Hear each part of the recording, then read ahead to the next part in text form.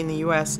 is working with some system, whether it's a municipal system that manages their own waste locally or if it's a system that ships their waste to other parts of the country. And, you know, there's so many different models in how that works. The resources involved in picking that up from your curb, taking it to wherever its destination is, and then having to dispose of it, you're still part of that. And the reason you should care is because that's going to make a difference for the environment, for the economy, for your costs, for all of the things that you care about. It's going to make a difference. You know, in economics, there's this term of externalities.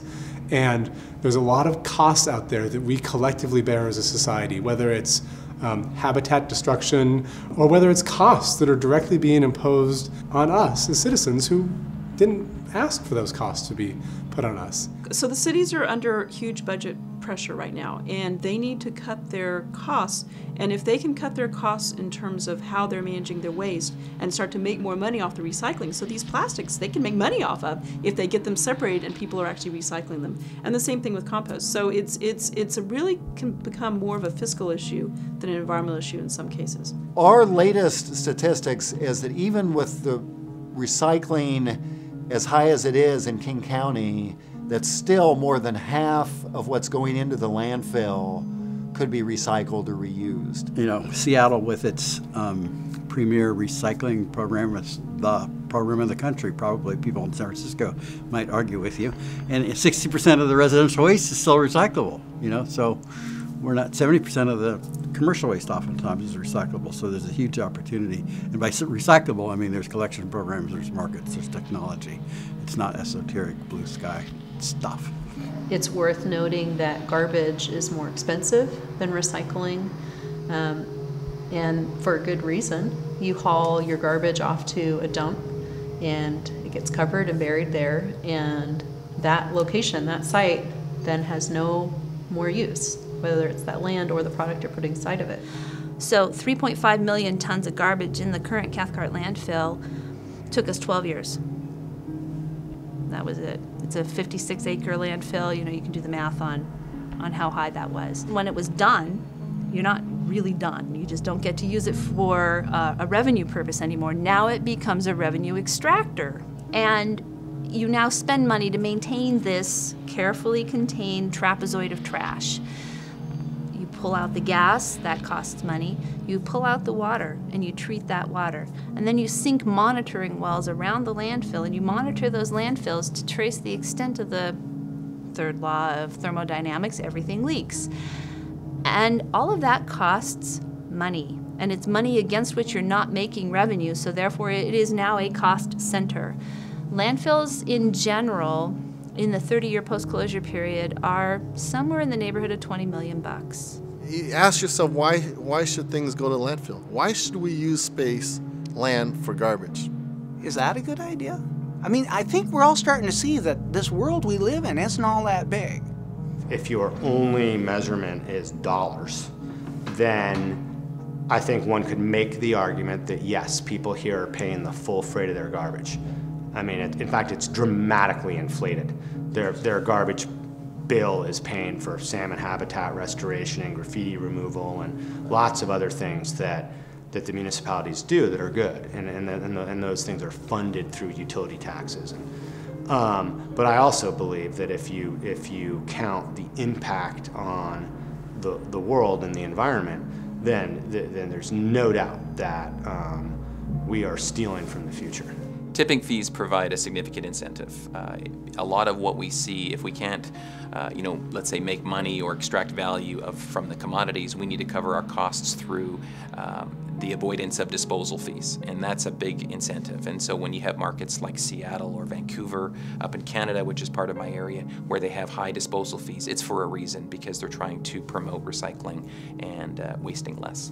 We've got excess landfill capacity, but the issue is really conservation of resources, wise use of resources. If you have waste, you're inefficient, you're wasting money. It's an opportunity. It's an opportunity to reduce costs, increase profit. So from a commercial standpoint, waste represents an opportunity to be more efficient and more profitable. Go visit your landfill. Go see what you're putting in there. See what it looks like when you and your neighbors and everybody else conglomerates their trash. Come to the transfer station, it's closer.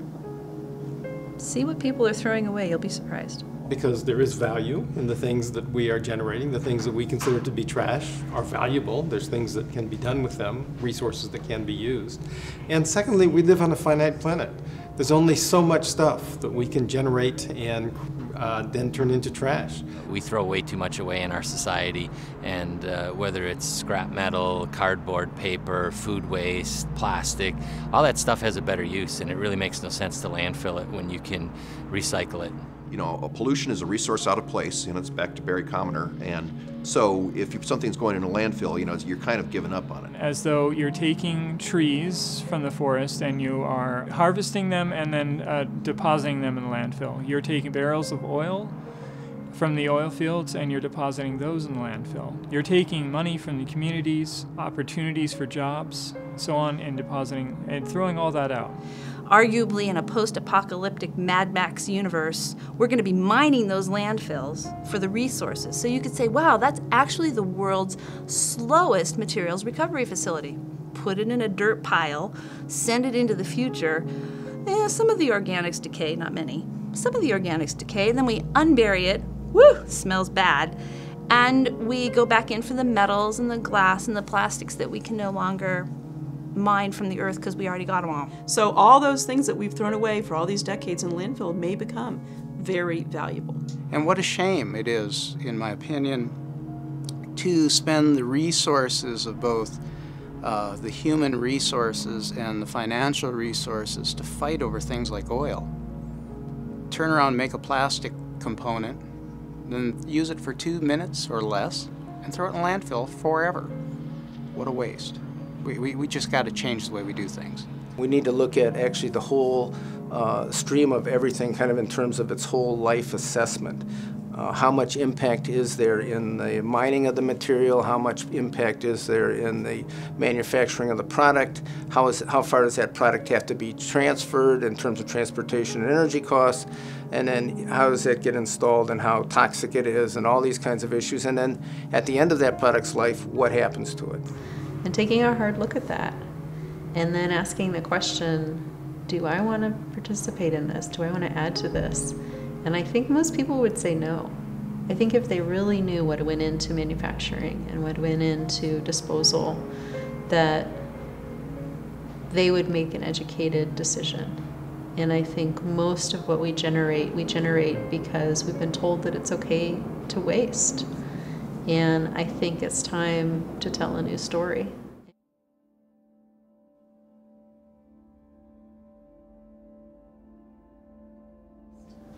Zero waste is a perfect universe in which everything is described as either being in the technical cycle, so it's minerals, rocks, electronics, those kinds of things, or it's in the biological cycle, food, vegetation, those kinds of things which degrade over time very quickly.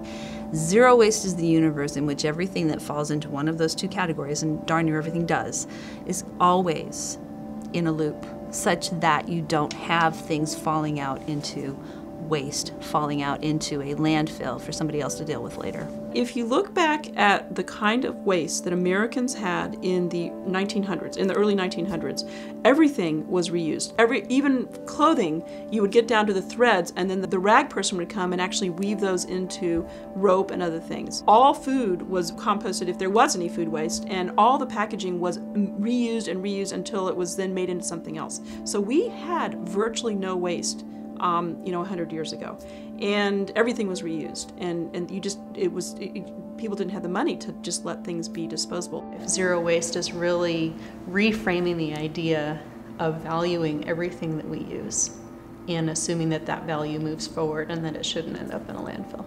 And I kind of see there's sort of three main avenues of that. There's sort of the idea of, on the production side, are we creating producible materials that are more sustainable and sort of reduce their impact on the environment? On the consumption side, are we reducing our consumption to basically just what we necessarily need? And then sort of lastly, the waste side of it, increasing our use of composting and recycling rather than just throwing it away and putting it in the landfill. When you talk about zero waste, you're really talking about a system from extraction to manufacturing to production, packaging, distribution, use and so forth, and there's waste all along the way. It's sort of like saying not giving up. It's like a doctor would say, zero disease. Doesn't mean that we're going to get there tomorrow or in 10 years, but from a doctor's point of view, no disease is a good disease. We're not going to admit to having a residual type of disease level. Same thing with waste. It's something that we want to work towards avoiding as much as we can. I can easily draw the same conclusions, and I don't think that zero disease is possible. So at the same time, I don't really see that zero waste is possible. We are a save the world type organization, but we're also very pragmatic. And I believe that you have to take a pragmatic approach to reducing waste. I personally don't like the phrase zero waste. I just don't think it aptly describes what the goal is, but I understand that a lot of people like that phrase. Like zero waste, there's no more waste. Well, that's not a reality. There's always going to be some fraction of waste coming out of somewhere or as a processing residue. So the question is zero waste a good or bad term? And we find that it's a good term to use with the public because they get it immediately. You don't have to start saying recycling, composting. It's just a simple two-word thing that people can immediately grasp. And the idea behind it is to do reduction over time, so it's not going to happen overnight. Now, some of it can be recycled, some of it can be reused, some of it we really have to think very carefully to see whether there's an opportunity for doing something better with it, but simply throwing it away, that's not good enough. That's again a philosophy, but I think just reducing waste in general, and in many cases because that will provide a cost incentive that businesses are starting to do it, I think it's building. I've told a lot of people this, I think there'll be more change in this industry that we're in the next 5 years than there's been in the last 40.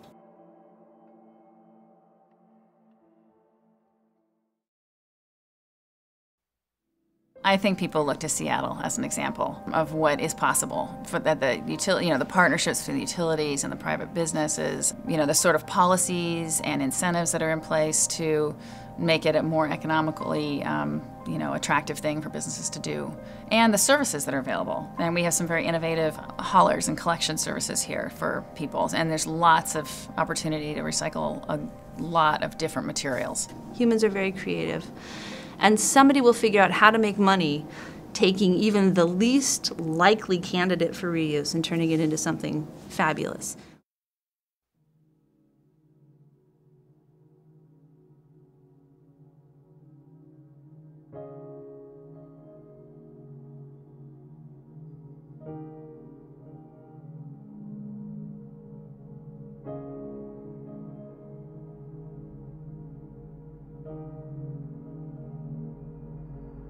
Quite honestly, we should probably be called material management. I mean, we're really, as a company, transforming to a new way of looking at it. We're actively building out recycling facilities, investing in new technologies that will make it easier for people to recycle material. And then what can't be recycled and becomes waste, we're also finding ways to try and extract value out of that waste by maybe turning it into things like renewable energy. One is the fact that we're using landfill gas and converting it to electricity, and we sell about 8.6 megawatts of electricity back to the city of Seattle. The newest technology is a joint venture and a new company called S4, and that is really plasma gasification. And what that does is creates a syngas, which is a basic building block for many recyclable and renewable energy products. It can be used to make things like fuels, chemicals, methane, compressed natural gas. There's many things that can be generated from that syngas. And the byproduct of plasma gasification is it produces a glass-based material, which looks like a black glass that really encapsulates the materials that are not effectively turned into syngas, and so you basically get this inert type material. And we're looking at potentially using that for road base or different things that could be reused, or if we have to, potentially landfill it, because it's a small fraction of what went in initially that comes out as this residual inert type glass material. Contamination is still a major challenge in this business, and some of the technology we're working on, like plasma gasification, doesn't really care about contamination, but that's not going to be the end-all solution for everybody. Clearly that's kind of an end-use product. Once recycling's taken place, gasification might occur. But I think farther upstream, it's still contamination, and people just, I think, don't realize how their small actions at their home or at their business can really affect it on the back end.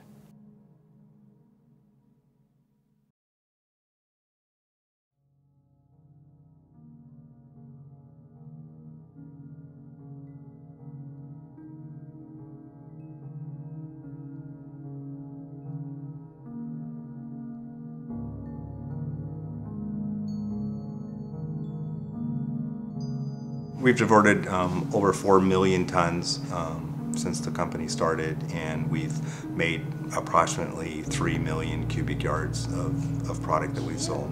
Well, the food waste volume is about 75,000 tons a year that we're currently taking in. There is a lot more food that's continuing to go to the landfill, and it's why most of the municipalities are focusing on the food volume. If you think of an old wagon wheel, like the cowboy days, you know, you have a big hub and then you have spokes. The hub is going to be the compost plant, because whatever anything else does, you need it to make a product with the residuals, okay? Now, one spoke could be anaerobic digestion, which we've been looking at now for about 8 years. I think Jerry's been to Germany 15 times.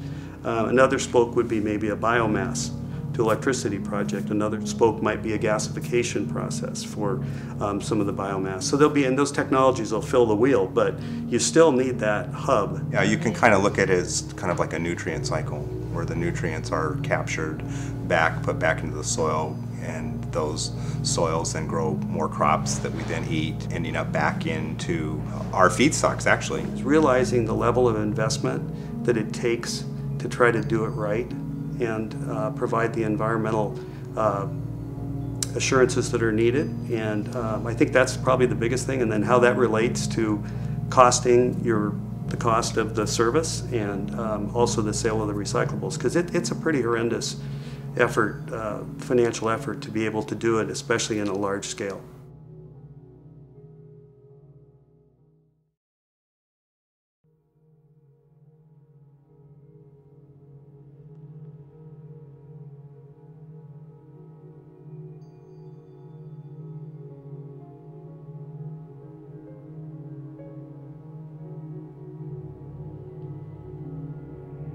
Our guesstimates are that there could be anywhere from 10 to 13 million gallons of used cooking oil in the state of Washington alone. A year? A year, yeah. And but we don't know that for sure. Again, there's so many ways to try to figure out where's this oil being used. That net opens up much larger when you start to think about who is producing food products for consumers. It can be corporations, corporate campuses, shopping centers, airports, property managers, hospitals, universities, and we provide them a solution not only to physically remove it, but to transform it into something much greater than just a landfill waste or an export product to a foreign nation. It starts from our drivers. They go out to the restaurants and the alleys and back of the restaurants. They vacuum out the waste spent cooking grease. They drive it back to our plant, and we filter it.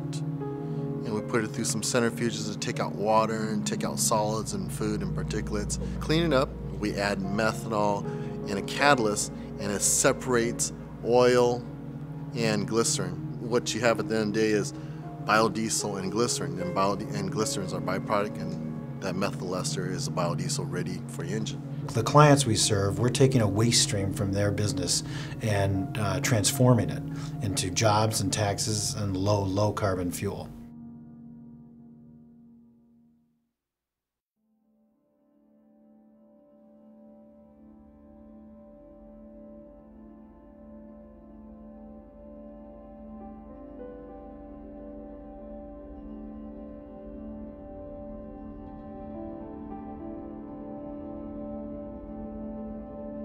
I don't look at it as a difficulty. I look at it as a great opportunity. You have this huge model that students, faculty, and staff are engaged in. So this is an opportunity to have this living, learning environment on campus where everyone on a daily basis can be engaged as environmental stewards. The 3 rules are convenience, convenience, convenience, and you will actually get people to recycle and compost more. So we even work in some places to try and create better infrastructure where we always offer all 3 of those opportunities: recycling, compost, and hopefully a small amount of waste. Part of what we've learned over the years and what we've tried to do is standardize the look and the messaging as best we can. So we have one type of container that goes in conference rooms. We have another standardized set of containers that go in lecture halls and classrooms.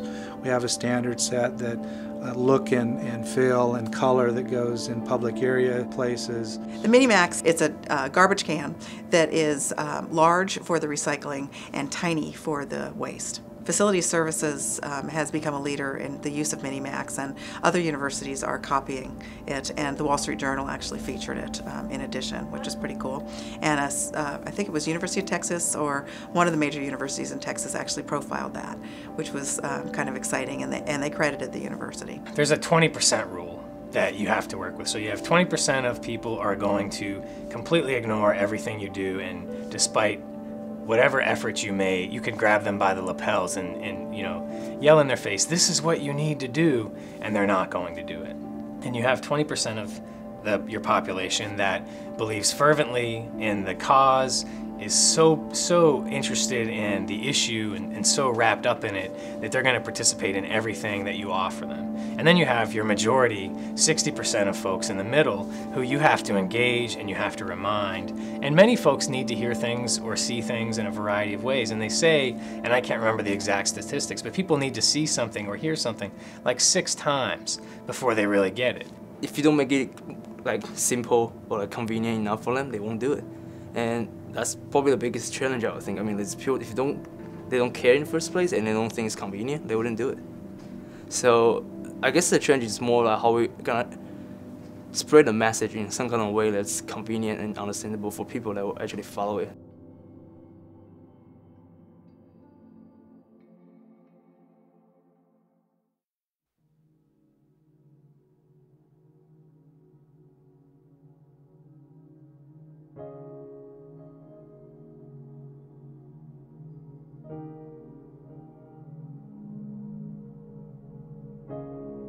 We've gone a long ways in a short amount of time. 6 years ago, we recycled just 12% of our waste. And while we're striving for zero waste, we're happy that we're making progress in the right direction. We've gone from 12% to as high as 85%. And right now for the year, we're averaging at about 80% rate. So our goal is to get to 90 ultimately. I think that might be feasible, and we're taking one step at a time. And to do that, we're gonna have to sort our garbage. And when 80–90% of our waste stream was going to the landfill, the thought of sorting that was just too much to bear. Now that we're down to a 20% of the waste stream, it's a little more conceivable to say, hey, if we're going to push up our recycling rate, let's go get the stuff that's in the landfill-bound waste and sort it. So sorting plays an integral part in really driving up the rates. And to try to convey that recycling program to the front of the house, to the guests, is a challenge. So we've gone to a completely compostable serviceware that we serve at our concession stands to try to accomplish that, and we've pretty much eliminated the garbage stream for the front of the house. So as you walk around Safeco Field, you'll find about 500 compost containers and only 17 garbage containers. We try to pair up a PET plastic container with every compost container to reduce the contamination. But we pretty much, for the front of the house, for the guests, have defaulted to recycling. When the folks come to the ballpark and see that we can do it here, I hope they realize they can do that at home, they can do it at work, they can influence their school. That's what I really hope they walk away from here, seeing that, hey, if you can do it in a ballpark in this big of area with this many people and all the complexities, just take something from that, and ultimately we can do some good things.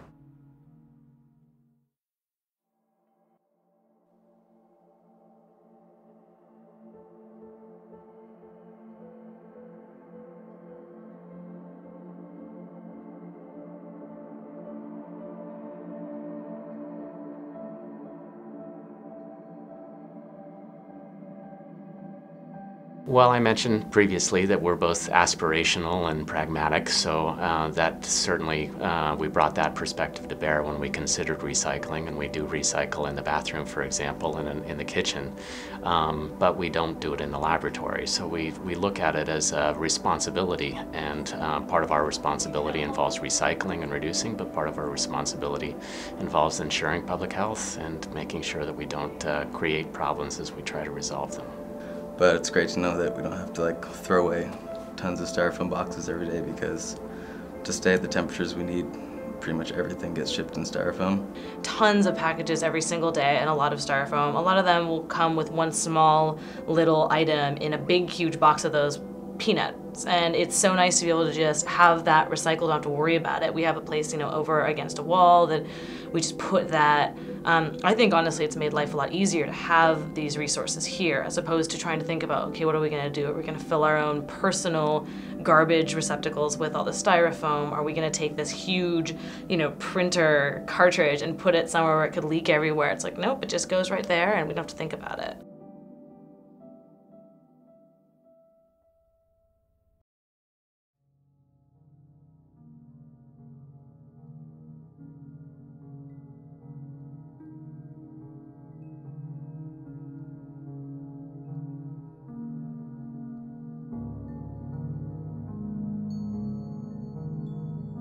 We both have a passion for food, a passion for health. We care about our community. We use our food scraps to help local farmers feed their livestock. So it's amazing what trash can do. If it's meat, he doesn't want meat to go to the livestock, so we take that home for our dogs. If it's anything that can be composted, that the pigs wouldn't eat, like eggshells and stuff, we put that, and we have a composter outside now, and we put that all in there. We have like a waiting list for the pig buckets of pig food. We have some customers that know about it, and they want it for their chickens in there, so we have a waiting list of when one person's done, they want to get it. And we have certain people that want compost from us, and so the people that do know are eager to jump on and help and be a part of it. Almost everything we've done has saved us money. Getting the food scraps and the composter and doing all that, we were able to cut down and get a smaller dumpster. And that saves, 100, 150 a month.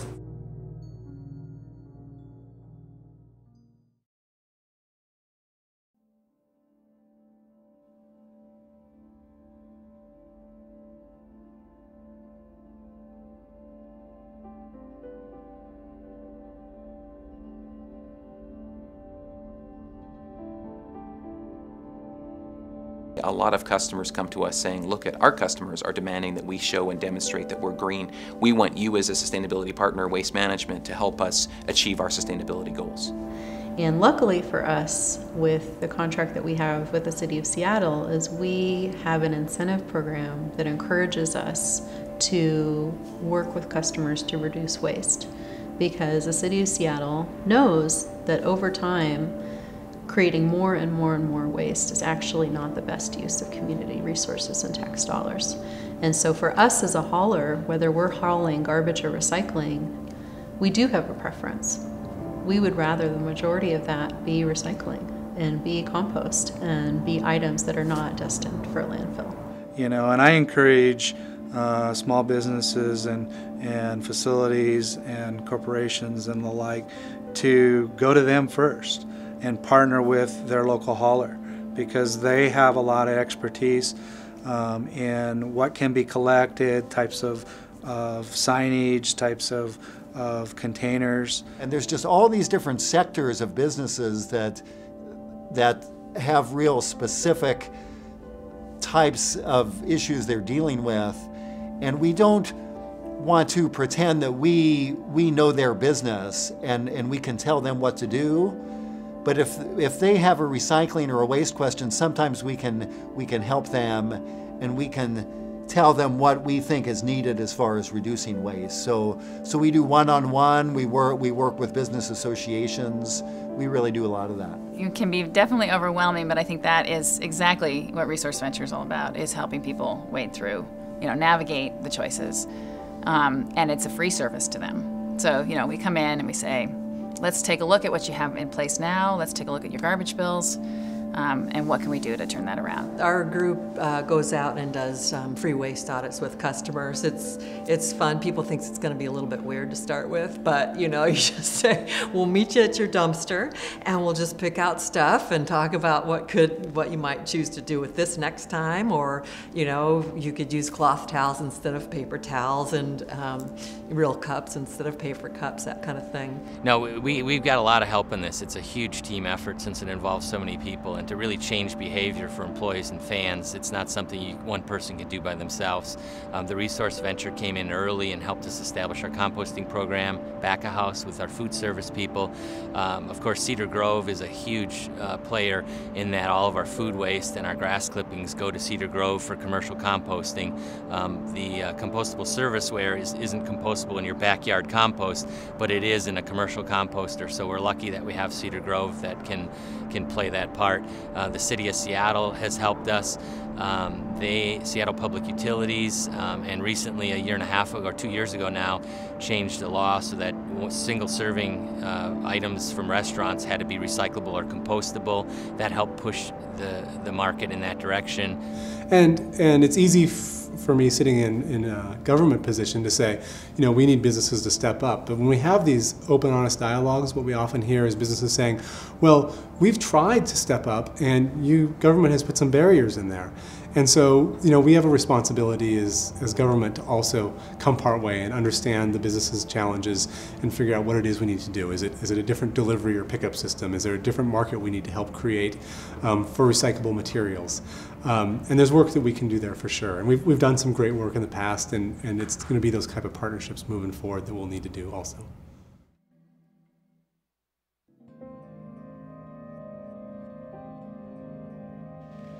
Zero waste initiatives for businesses start with the Green Team and doing a baseline analysis of all of the waste that's generated on site from that business, whether it's an office building, whether it's a restaurant, whether it is a manufacturing site, and taking a look at production, everything that's purchased for that site, and then everything that's disposed of. What we advocate for is for people to just take small steps. We're not talking about people changing their life overnight. And I think that's what sort of freaks some people out, like, oh my gosh, I'm gotta become green automatically and overnight. And that's not really what happens for most people. It happens over time. I think a lot of companies look at something like this and think it's just too big. It's just too overwhelming. There's no difference, that my business can't make a difference. And I can understand that line of thinking. Unless you just start small and say, okay, well, let's just look at our recycle bins at the end of every day and see what we're recycling. And let's look at our garbage bins. And let's look at our food compost. We didn't even compost food a few years ago at businesses, and now we do. Pick one thing where they can have an impact, and then look at the results of that one change that they made. Whether it's a purchasing change, whether it's starting, collection of recyclables on site, any of those things can have a tremendous impact. So pick one thing, look at it, gather those numbers, share those numbers, and that'll get you started down that path. And you'll see that there's, economic reasons to do that, and you'll continue down that road and find other ways to become more sustainable. And individually, sometimes there may be a cost to first start a system. There's usually a startup cost. To educate people, there's a cost to starting that up. You may have false starts. You may not have the system designed very well, and so mistakes are easy to make. So there's a lot of reasons why people are cautious about moving forward, but what our experience has been is that once you get people started, then it's like, why weren't we doing this all the time? I think when we talk about sustainability and doing things that are green or being sustainable, we really want to be at a place where we aren't using that word anymore and we're just talking about the way we do things.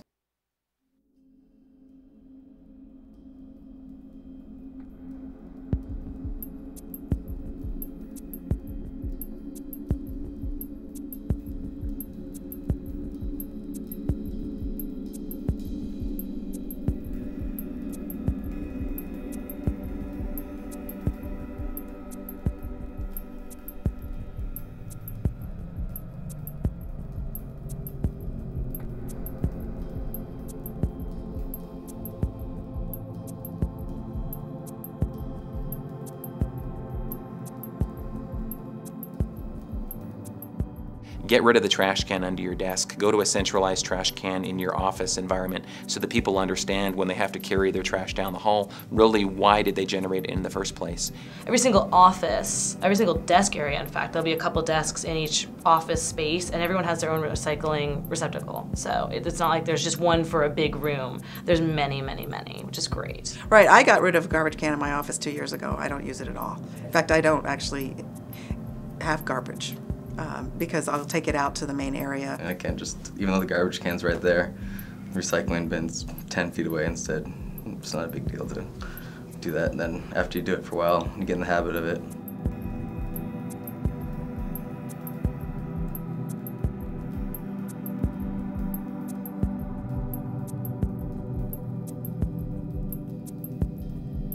You know, having paper towel recycling in the bathroom is really nice. It's phenomenal to get to work in an environment that is socially and environmentally conscious. Even on our hand towels, there's these come from trees stickers, and it's interesting how much buzz that generates in terms of people saying, oh, now I mean, they see it as both sides. They see it as, okay, now I'm aware, but they also joke about walking out of the bathroom with wet hands because they really hesitate before pulling that second towel out of the dispenser.